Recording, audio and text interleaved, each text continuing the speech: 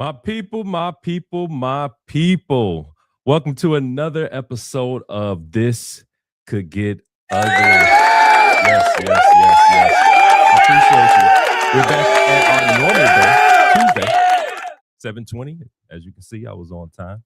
7:20 Central, 8:20 Eastern. But anyway, I appreciate you for joining me tonight for another episode of This Could Get Ugly. For those who don't know, I am your host, Mr. Sean D. Upshaw.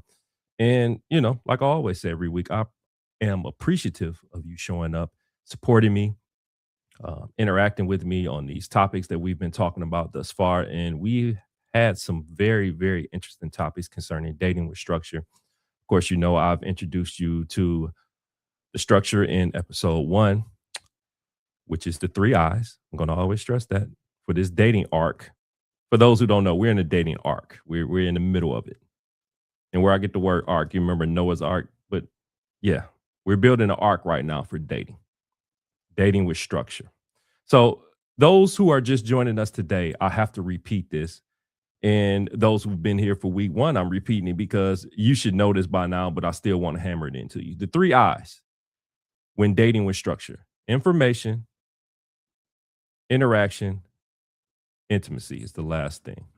When you're dating in the first stage, you're getting all the information that you need. Then you go into interaction, which is seeing if that information lines up. Then when those two put you together, put you on the right path, then we climb into intimacy. So yeah, that's the structure. And I hope that you've been applying it.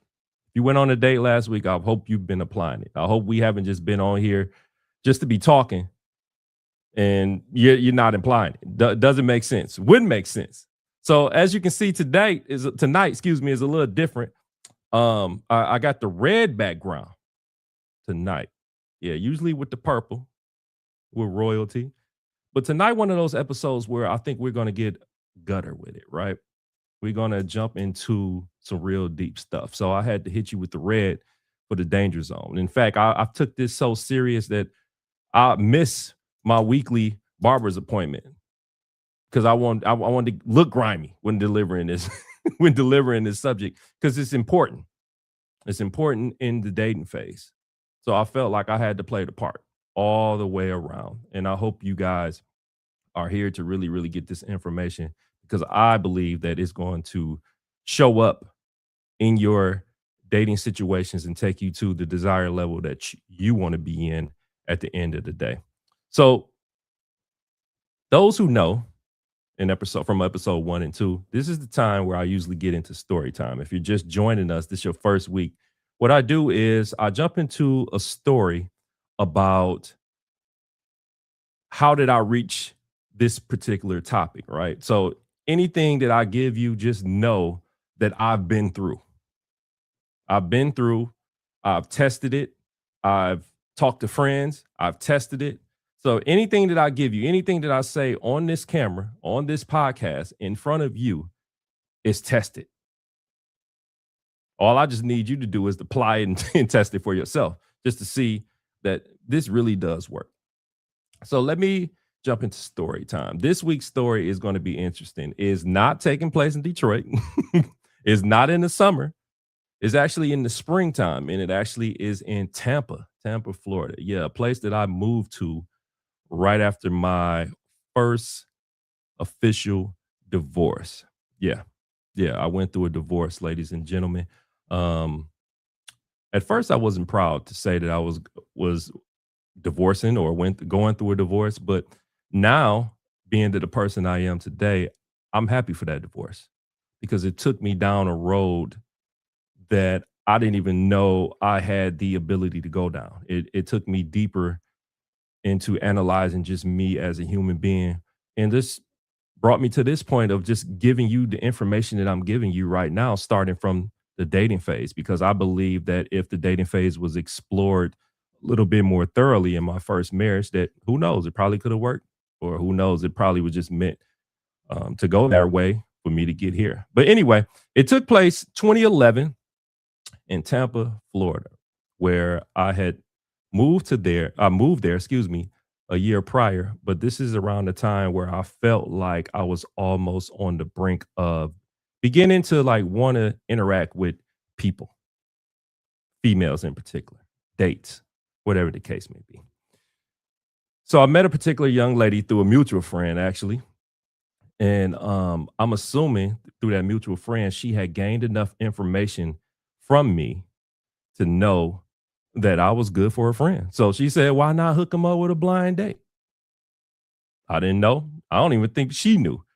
Just so happened they set us up. We met, got some valuable information from each other on the first meeting, which led to us exchanging numbers, which led to us eventually getting to our first date. Now, here's the thing that makes it interesting. Her and I shared some really, really good information about each other to the point where the interaction phase kind of almost just hit us dead in the face. Here's why I say that. So we had got up to the point where we wanted to hang out with one another, but she knew my financial situation based on me telling her in the beginning, just being upfront, and me telling her about the divorce and where I was. And, she told me her situation or whatever. So she came up with the bright idea, let's go out to eat. I'm like, yeah, I don't think that's gonna happen. Again, I know my financial situation. I believe I was upfront with her. She said, yeah, yeah, yeah. I don't care about none of that. I'm saying, yeah, whatever. She said, I'll be there at 4:30. Hung up. I said, yeah, whatever. Thought she was joking. Guess what, ladies and gentlemen? She wasn't joking. She rolled up at 4:30 on the nose, sat outside, called me and said, hey, I'm outside. I thought she was joking until I looked out the window and seen her sitting outside. So I'm not ashamed to admit I took the proverbial bird bath, uh, threw on some clothes, went out there, and we went out to eat. And during dinner or lunch, I believe it was dinner, we learned some more information about ourselves. I mean, we really put ourselves in the pressure cooker as we began to interact with each other more. Um, and I really like that aspect of it. I really like the way that flowed because it led to a point of the evening where the check came, right? Dun dun dun. So normally in a dating situation, I'm used to taking care of everything, especially on a first date, right? Because I just believe that's just the man responsibility. Just the financial burden is just on us, right? So it gets over there. I know what I'm working with. I don't know if she know what I'm working with or not, but she just break out like, let's go Dutch. I said, I say, what? She said, let's go Dutch.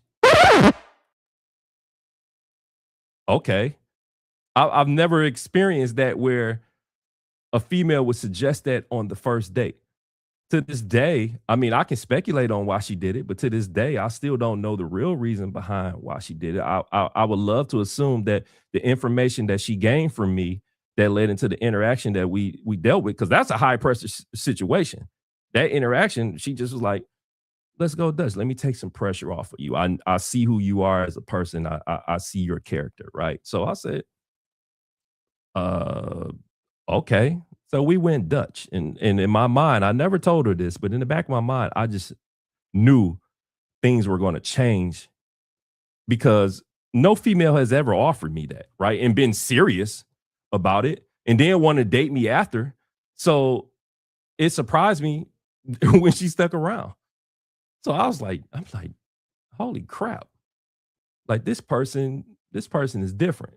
She's showing me that she's down for me in a tough time. And obviously, I've shown her through my actions leading up to that date that I would be down for her in a tough time. That was a pressure situation that revealed the information that was given between us to be true. So we was in that phase.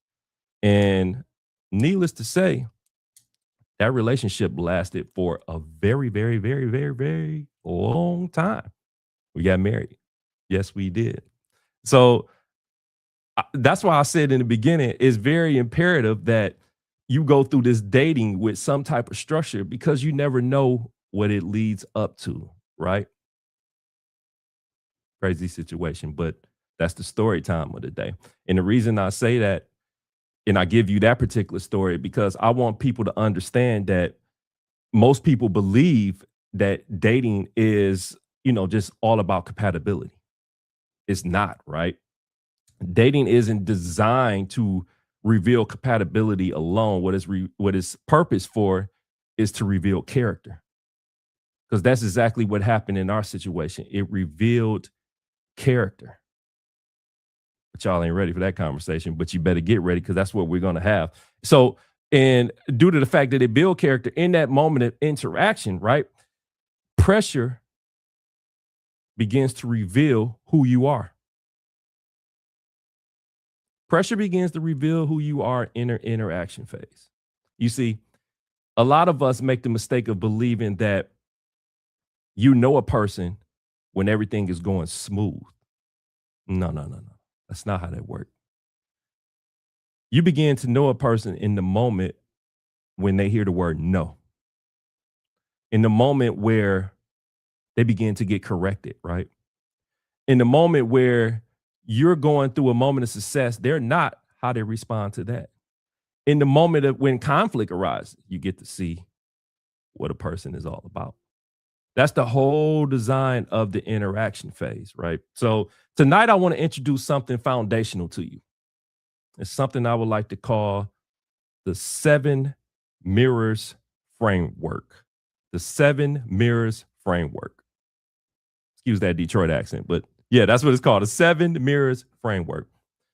I want to introduce you to it because it's something that appear during our dating relationships in the interaction phase that we must pay attention to because these mirrors not only show you who that person is, but it reveals who you are. But before we dive into that, let's backtrack a little bit and talk about episode 2 and how it flows into that. So in episode 2, right, we talked about information, which I told you we were. See, the first episode introduces the structure.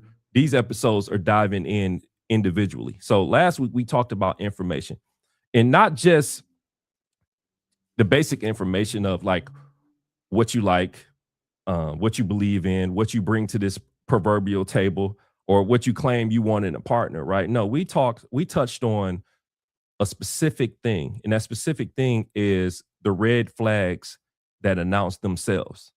Because it's one thing to ask the basic questions to get the basic information, but it's another thing to get information and see what certain people often do to gain an advantage in your dating relationships, right? So we talked about leverage, 5 leverage tools to be precise, and 2 structures where leverage shows up. In case you don't remember, I wrote it down to just give a recap. So last week we talked about people who leverage you morally and spiritually. These people just basically set up that wall to make it to gain leverage, to make it seem like it's a qualification to date them. The second one we talked about was sexual leverage. I mean, that's pretty much self-explanatory. It's just somebody who just wants to control sex, and they do key things in order to get in position to control the sex and leverage you into doing what they wanted to do. The next one we talked about was the authority leverage.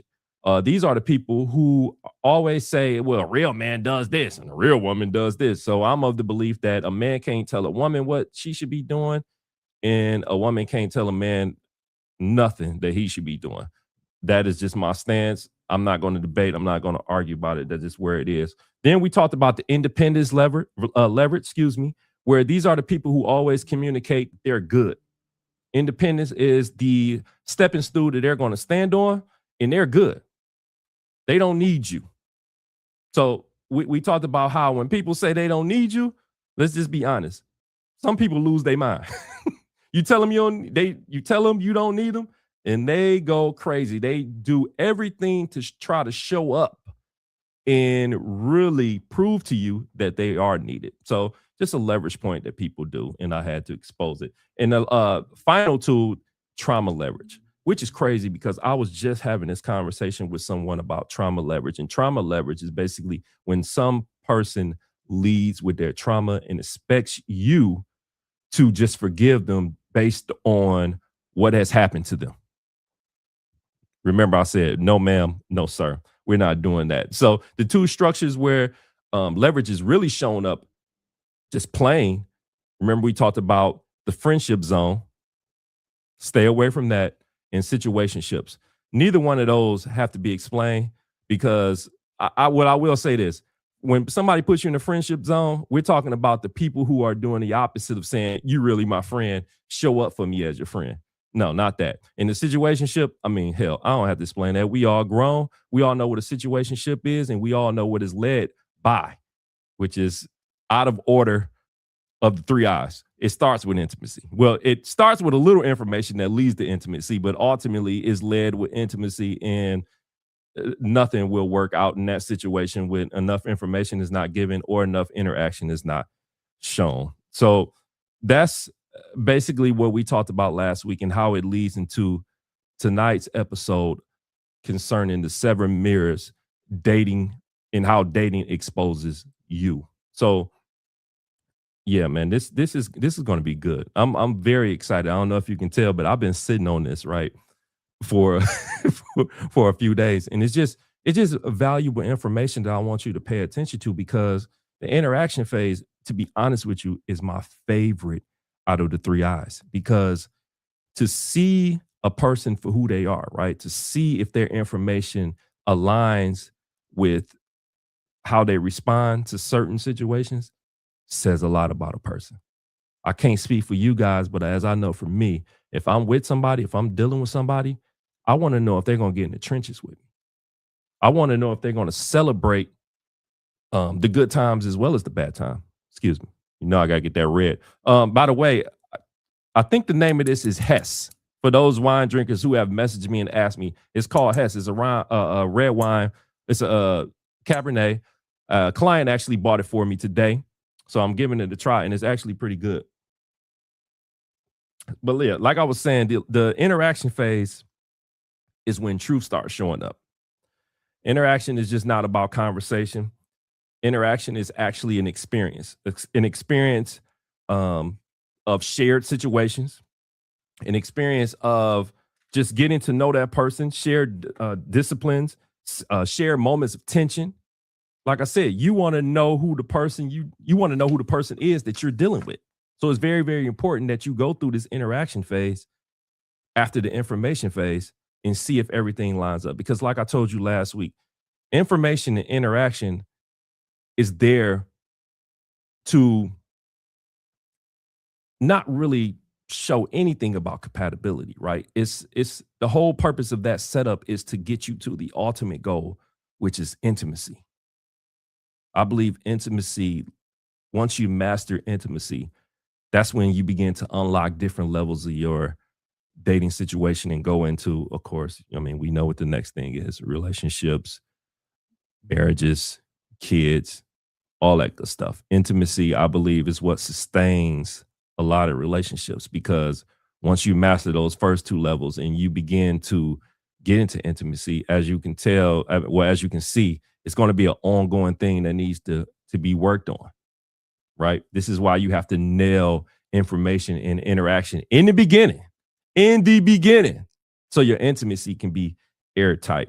So let's talk about these mirrors for a second, right? I told you we're going to do something foundational, the seven mirrors framework. And I want to give you a little information about these mirrors because they're not random moments. No, they're not random moments. And they almost appear in every dating situation. If you don't believe me, when I run them down, ask yourself the one question: have I seen this before? And I guarantee you'll be like, yep. But most times we have mislabeled it, like we do with a lot of things. So that's the thing. I'm actually trying to put this in front of you to where you know what it is. Excuse me. So, like I said, they appear in almost every dating relationship. Most people simply don't recognize it. I just said that. But once you understand them, you begin to see things, and you begin to see things everywhere. These mirrors move through three stages. Three. One, two, three. These mirrors move through three stages. First, pressure, then protection, then partnership. Number one thing, partnership. The first five mirrors that I'm going to reveal to you tonight, right, is character under pressure. That's what it's going to explain. Character under pressure. The sixth mirror is going to create what I like to call emotional safety. And the seventh mirror, of course, is going to determine whether you and that person can build together. Can build together, man. I mean, that is the ultimate goal, right? That's why we show up here every week to talk about what we're talking about in this dating art to see if you can build together ultimately. Well, that seven mirror is going to give you that. So let's jump into mirror one, right? This is actually one of my favorites. Mirror one. What happens in the dating situation when mirror one shows up? What is mirror one? Well, it's rejection. Mirror one is rejection. In my opinion, rejection reveals ego. It reveals ego. One of the earliest moments that exposes character is when someone hears the word no. You don't believe me? Retract in your mind when you told somebody no and how they responded. Not a very good thing, right? It's no. It could be no to anything. It can be no to a request. It can be no to a plan. It can be no to an expectation. That's a big one. Because when you say no to an expectation, a lot of people don't know how to handle those type of situations, right? They almost confuse it with them being rejected versus them seeing it as a boundary, right? So that's the thing. People don't understand boundaries these days. That's why when they hear the word no, they freaking lose their mind. They don't know how to respond. So that's the first mirror that comes up. Rejection, ego. Did they respect your boundaries? Are they challenging your boundaries? That's another thing. Rejection exposes the difference between someone who respects autonomy and someone who expects control. Keep that in mind. That's what rejection does. Because we can't let's just pause right there because we can't fly through these mirrors. I really, really want you to understand that. When you told, excuse me, the word no, what is it doing to you? Ask yourself that question. What is it doing to you inside? Are you feeling away? Are you all up in your emotions? Or are you respecting that person's boundary? Because I'm telling you, that mirror rejection can be ugly in your dating situation, especially in the beginning, since it's everything is fresh. So you got to be very, very careful. Because, like I said, these mirrors not only expose who a person is when you tell them no, but it exposes you as well. It's a double sided mirror. That's one thing you have to realize. So let's move into mirror two, which is one of my favorite all time words. Matter of fact, it is a code that I live by as a man. Accountability. Mirror two is accountability. Accountability reveals humility. Accountability reveals humility. Everyone makes mistakes. Can't show me a person alive that doesn't make a mistake. But maturity appears when someone is corrected. How is that person responding when you correct them on a mistake? Hilarious, right? How that person responds will tell you a lot about that person during the interaction phase. It's the cooker phase, right? Somebody does something wrong, you go to them with it, you explain it. How are they responding to you? Are they trying to deflect? Are they really trying to get to the bottom of it? What are they doing in this interaction? And most importantly, did it line up with what they told you in the information phase? Did that person sit up there and lie to you and say, hey, when I make a mistake, I'm a person that owns up to it? Did they tell you that? And then when the heat got turned on, they totally flipped the script on you? Or is that what you do? Remember, I said it's a double-sided mirror. Or is that what you do? When accountability runs towards you, do you put your coat on, get your bag, and hightail it up out of there? What do you do when accountability knocks on your door? Do you hide from it like it's rent a center or Aaron's knocking on your door trying to trying to get that furniture back because you ain't paid in a couple weeks? What do you do? Ask yourself that because that's very important. That's a mirror that sets the stage for your relationship. because accountability flows in and out of relationships because we're all going to make mistakes. There's really no handbook for this relationship thing. There's really no handbook, excuse me, for this dating thing, this marriage thing. There are no handbooks. There are people like me who can give you experiences, who can plant the seed, and you're the one that have to water it ultimately. You're the one that have to test it to see if it works for you. Not to my own horn, but I think it'll work for you, especially as dating structure. Trust me. Listen, if you go through my dating structure, I'm gonna say this now. If you go through my dating structure and you wind up meeting your person and y'all get married, I better get a damn invite to the wedding. That's all I'm gonna say. That's all I'm gonna say. But anyway, when you when you point out a person mistakes, do they reject it or do they adjust? Hell, do you adjust? Analyze that. On tonight, analyze that. Are you accountable enough to be in a dating situation? Are you accountable in your interaction phases? That's huge. Accountability is not a one-way street, ladies and gentlemen. It goes both ways. There's going to be times where I have to be accountable. There's going to be times where she has to be accountable. But the common denominator is accountability is going to have to happen, regardless of what direction it comes from. So these are questions you need to ask yourself. Am I rejecting it? Am I adjusting? Am I defending my ego immediately? See, that's a huge thing.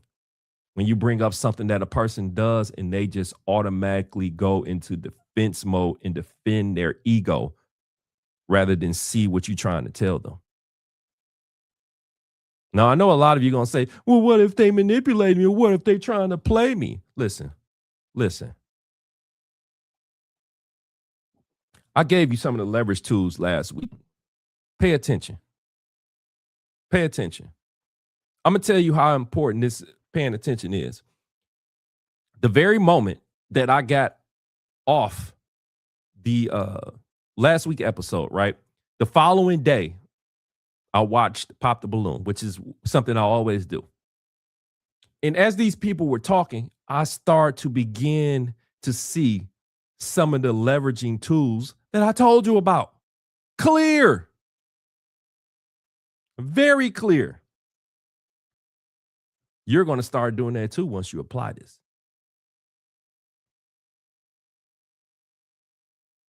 You're going to do this too once you start applying. Trust me. If you don't, reach out to me. Let's have a conversation. Maybe you missed something I said. Seriously. But let's not harp on accountability, even though it's my favorite one. Maybe I should have I couldn't have made it last because I told you what the seventh mirror is. Maybe I should have made it fifth instead of two. But anyway, let's talk about mirror 3. Very, very important to pay attention to in the interaction phase. I cannot stress this enough, ladies and gentlemen. Listen to the elevated tone in my voice. This is how important it is. Mirror 3, elevation. Elevation reveals security within the person you're dealing with. Elevation reveals insecurity in the person of who you are. This comes up a lot in dating. One of the questions I always ask women and men, how did this person respond to your success? When something good happens to you, how does that person respond to your success? A lot of people miss the negativity that comes into play because they're caught up in the attraction, the chemistry, the vibe. Oh, I didn't feel a spark. Man, listen. F that spark. That spark ain't going to teach you nothing. This is what's going to teach you. This is what's going to show you how a person celebrates you, or are they capable of celebrating you? Elevation.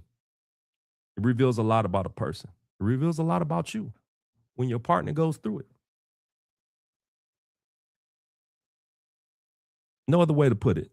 Secure people celebrate your wins. Secure people celebrate your wins. Not only celebrate your wins, but secure people don't kick you while you're down when you're going through your downs. They help you up. This is what a secure person looks like in an interaction phase. If a person told you in the information phase that, oh, I'm very secure in my manhood or my womanhood, I know who I am, and then something positive happens to you and they're not able to celebrate you how they should be celebrating you, if they're not your number one fan, run.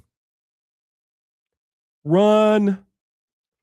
Get the hell up out of there. Get the hell up out of there. Because you setting yourself up for a world of trouble, especially if you're a person like myself that have goals and aspirations and dreams, and you want to reach these landmarks one moment at a time. You want to get there. You want to climb the mountain, and then you got a person down there like old boy in Minister Society chewing on a banana, talking about, I don't like that shit. Stay away from these people. It's a mirror, ladies and gentlemen. It's mirror 3.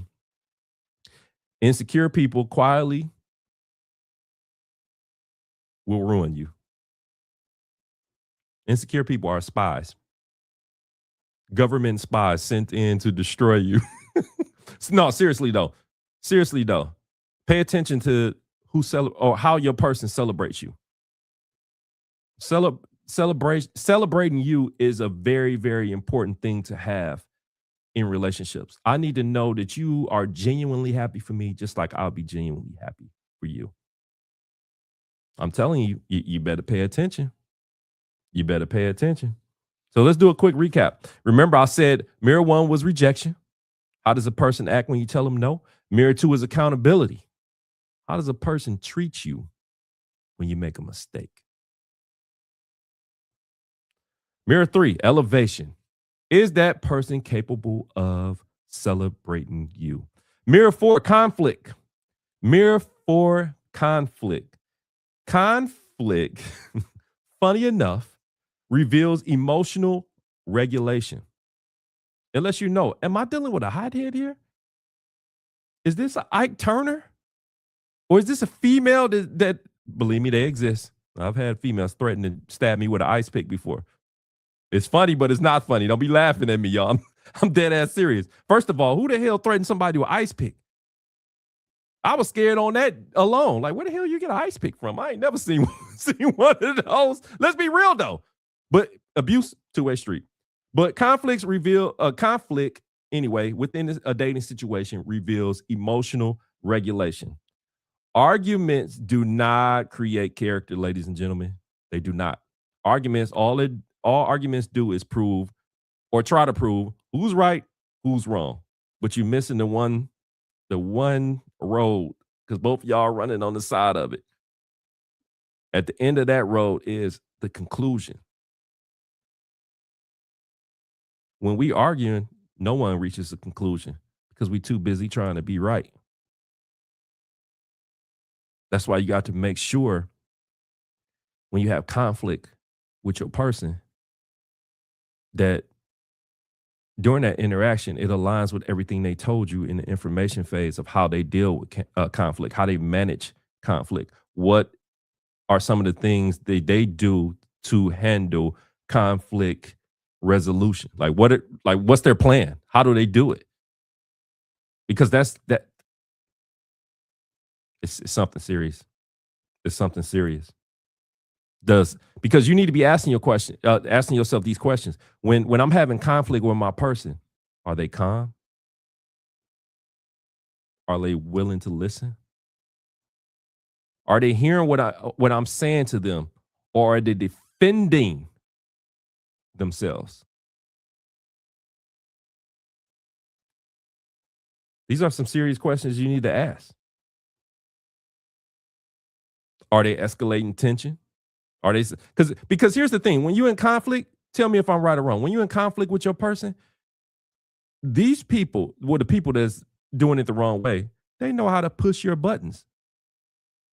They know how to say the right, it's for lack of a better term, they know how to say the right things to get you to the wrong level.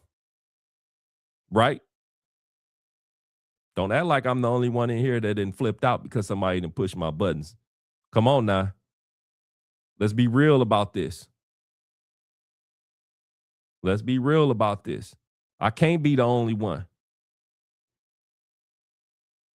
You have to be very careful not to escalate tension. And if you see your partner or your dating partner trying to escalate tension, you need to address it. Just like you need to address yourself if you feel yourself beginning to escalate the tension. Ask yourself before you say it. When I say this, come back after he's to what he just said to me. Is it going to escalate tension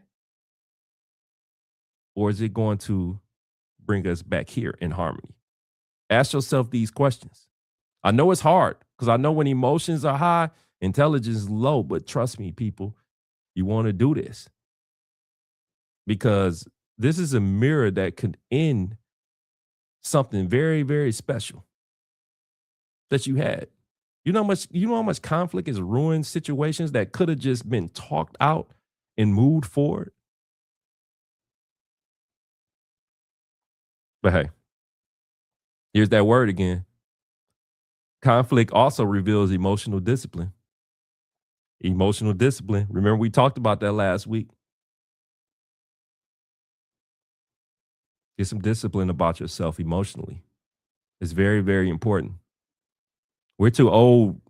We too old to be out here dealing in emotions when it comes to situations where we have to work on each other and work on ourselves as well. We too old for that.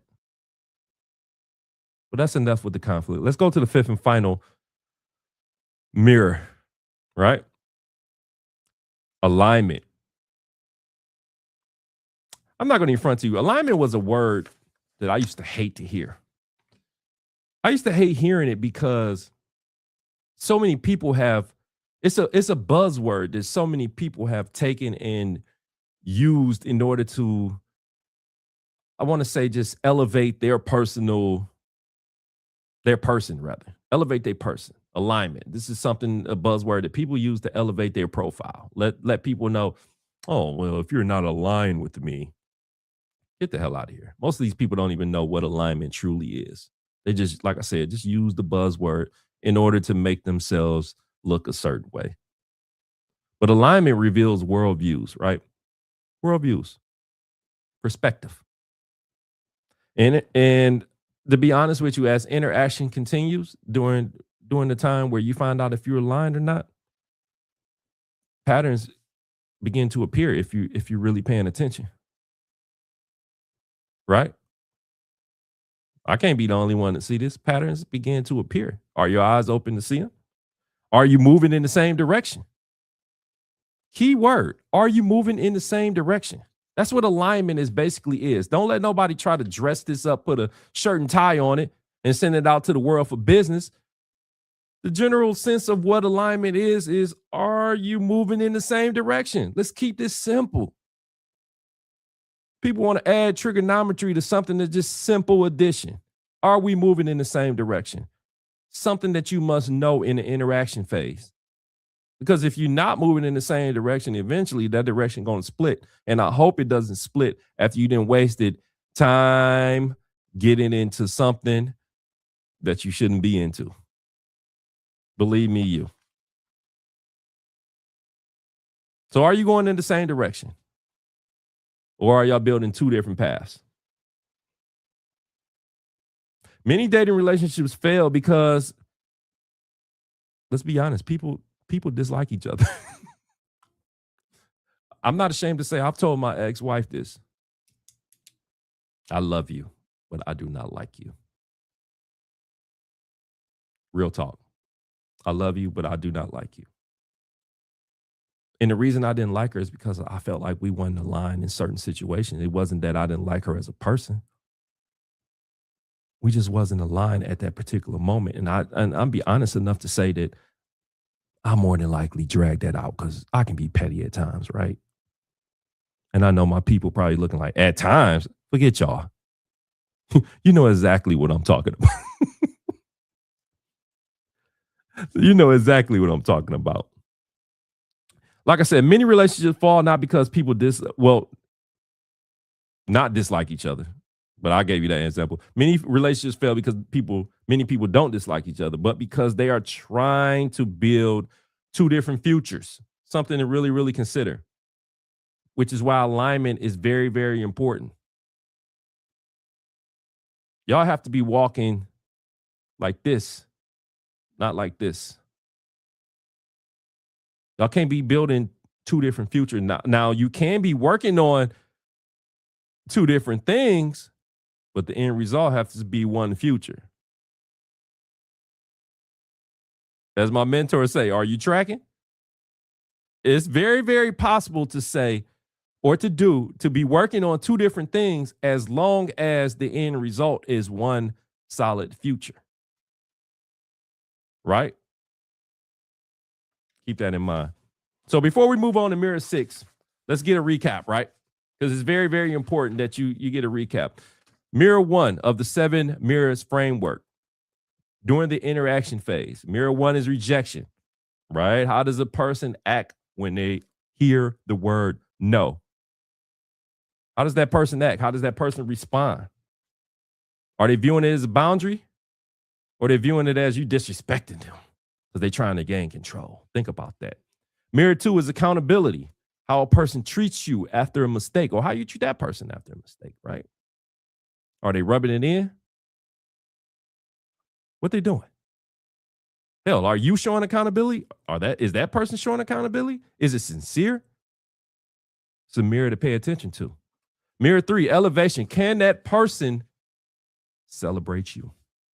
Can that person celebrate you? Your successes, your triumphs? Are they capable of leaving their ego at the door to just put you on a pedestal for that one particular moment? Are they? Mirror 4, conflict. How you guys interact with each other when y'all beefing, right? I told you. You got to be very careful because that's one of those things. Conflict, got to be calm. Got to be level-headed because it can go left very quickly. And you can say some things. Here's the thing with conflict. In conflict, you can say some things you don't mean just to win the battle.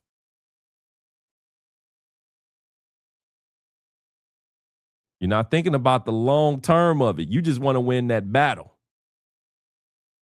Be careful with that conflict situation. And of course, mirror 5 is alignment. Are we sharing the same path? Are we building the same future? As I told you before,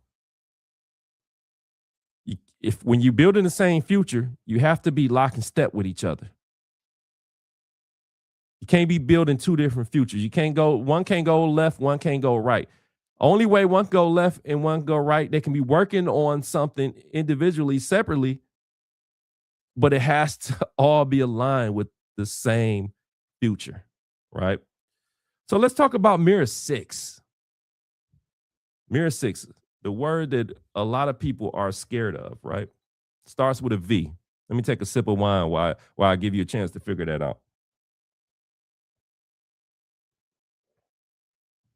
Mirror 6 is vulnerability. Woo! That's an ugly word for a lot of people. Ugly word for a lot of people. But it's one of the things that makes interaction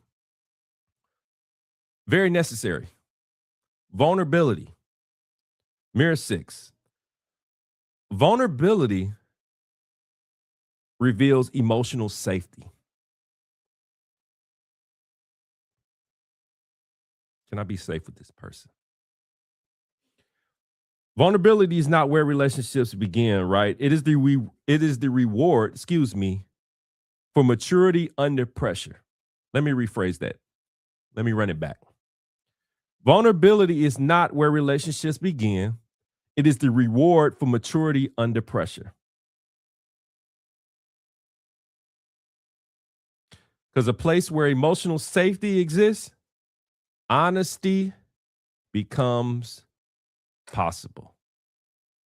Did you hear what I just said?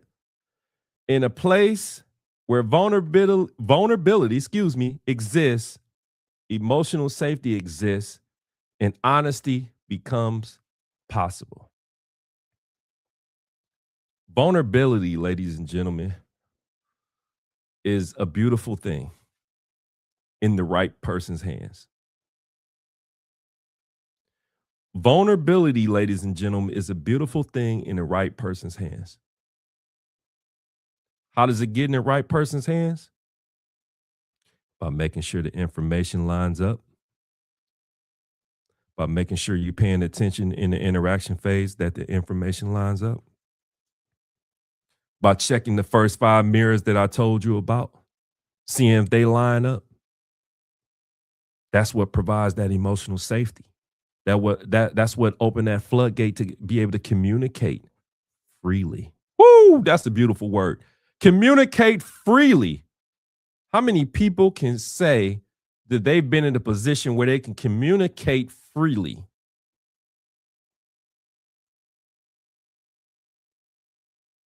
I tell you what, all the people I know that communicate freely, are married successfully. Vulnerability is a natural state for them.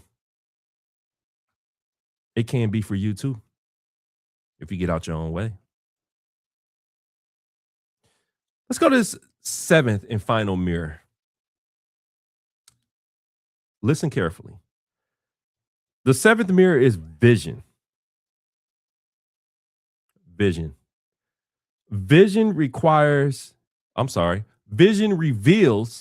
because I want to tell you what it reveals before what it requires. Vision reveals partnership capacity.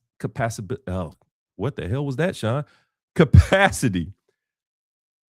Vision reveals partnership capacity. Excuse me, I was speeding up. I'm so excited to give you this that I'm adding syllables. Capacity. That's what it's supposed to do. This is all simple, ladies and gentlemen. Vision reveals partnership capacity. Can I build with this person? Are they capable? Do they have the capacity to build with someone? That's what Mirror 7 reveals. Vision. Your ability to see. Now, I will be honest with you. In my old age, I've become semi-blind as a bat. But guess what? Any relationship I be in, that vision gonna be clear 2020. Believe me, you. My vision physically might not be where it's supposed to be, but my vision for my relationship is going to be 2020. What will it be for yours? Question you have to ask yourself. Because the thing with vision, right? Once emotional safety exists, the relationship stops surviving and starts building. Did you hear what I just said? If mirror 6 is in line and emotional safety exists, with mirror 7 in your vision, this is where the relationships stop surviving and start building. Whether you want to believe this or not, it's a lot of us. It's a lot of us. Present company included. It's a lot of us that was operating out of survival in our relationships. We weren't building. We thought we were building until somebody hit that trigger and we realized we were surviving, which is why we were making certain decisions, certain bold decisions in that relationship, that dating relationship that killed it. Be honest with yourself. How many of you guys are operating from survival? Because you need to get out of it. You already survived whatever situation you've set yourself up to operate out of survival in. You survived it because you're not with that person no more.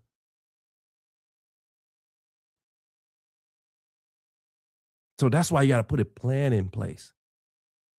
That's why you have to peep these mirrors. That's why you have to get in alignment. You have to be vulnerable. You have to get that emotional safety, because everything that I've told you up to this point, it all falls to mirror 7, vision. Can you see yourself with that person? Are you guys building together? Listen, when you start building, right? I can attest to this. When you start building, ideas about your dating relationship, ideas about your future relationship, hell, ideas about your marriage, if you decide to go down that road, begin to flow freely. Goals appear clearly, plans begin forming clearly. Everything becomes clear. I'm not pulling your leg on this, ladies and gentlemen. I'm dead ass serious. Building something meaningful requires strength from both sides. Strength from both sides. Not operating out of weakness. Building something meaningful, requires strength from both sides. I know it's going to come a time where I have to be stronger than my person, and my person might have to be stronger for me in certain situations. But the point is, the strength exists, is there. You see it. The vision is clear, right? You can't ask someone to dig a hole with you if both shovels aren't equally as strong. Did you hear what I just said? If the vision is not clear, if all the mirrors that lead up to this final one are not clear, you can't ask someone to dig a hole with you if both shovels aren't equally as strong. What you think gonna happen?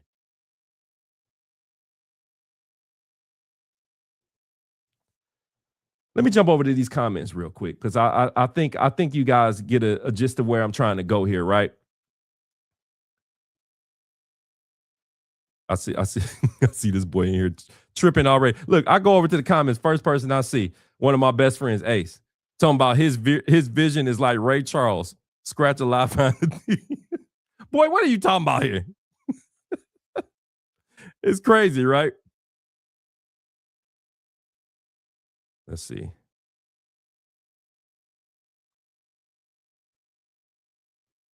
Yeah, I appreciate that. Yeah, you're right. Kendra Upshaw, 100. 100. Me and Let me share a little story about me and Kendra, right?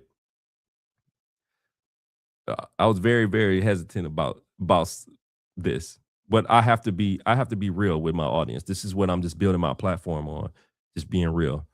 Um, the story that I told you about earlier about the young lady that said, "Well, we can go Dutch on our first date," and I wound up marrying her. It was Kendra. Yeah, my second marriage. Yeah, surprise. I've been married twice. Yeah, we're no longer together.